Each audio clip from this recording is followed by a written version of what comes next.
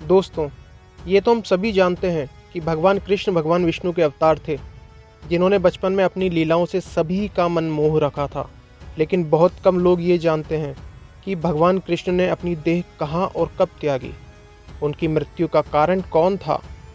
दोस्तों, भगवान कृष्ण की मृत्यु का एक संबंध त्रेता युग से भी चला आ रहा था, जब उन्होंने श्री राम भगवान के रूप में अवतार लेकर दुष्टों का विनाश करके इस पृथ्वी पर शांति की स्थापना की थी। और उसी युग में किया गया एक कार्य द्वापर युग में भगवान कृष्ण की इस प्रकार मृत्यु का कारण भी बना। महाभारत युद्ध की समाप्ति के बाद जब युधिष्ठिर का राज तिलक हो रहा था, तब कौरवों की माता गांधारी ने महाभारत युद्ध के लिए श्री कृष्ण को दोषी ठहराते हुए श्राप दिया कि जिस प्रकार कौरवों के वंश का नाश हुआ है, ठीक उसी प्रकार यदुवंश का भी नाश होगा।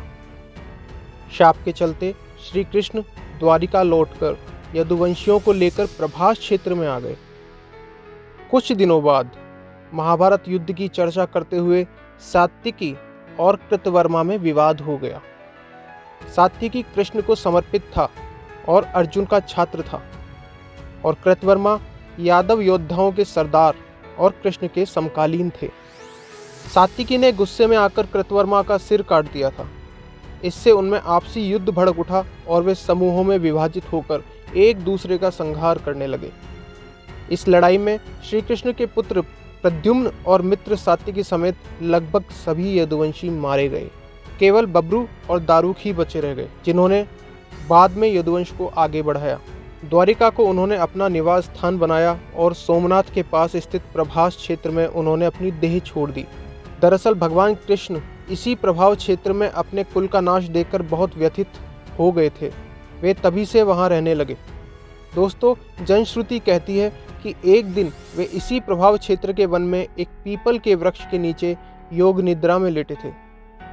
तभी जरा नामक बहेलिये ने भूलवश उन्हें हिरण समझकर विषयुक्त बाण चला दिया, जो उनके पैर के तलवे में जाकर लगा, और भगवान श्री कृष्ण ने इसी को बहाना बनाकर अपनी देह को त्याग दिया।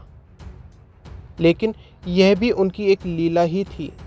पौराणिक मान्यताओं के अनुसार प्रभु ने त्रेता में राम के रूप में अवतार लेकर बाली को छुपकर तीर मारा था। कृष्णावतार के समय भगवान ने उसी बाली को जरा नामक बहेलिया बनाया और अपने लिए वैसी ही मृत्यु चुनी जैसी बाली को दी थी। तो दोस्तों, ये थी भगवान श्री कृष्ण की कथा, जिस प्रकार उन्होंने अपनी देह त्यागी। दोस्तों, अगर ये कहानी आपको अच्छी लगी हो तो हमारे चैनल को सब्सक्राइब किए बिना ना जाएं और हमारे वीडियो को लाइक ज़रूर करें। धन्यवाद।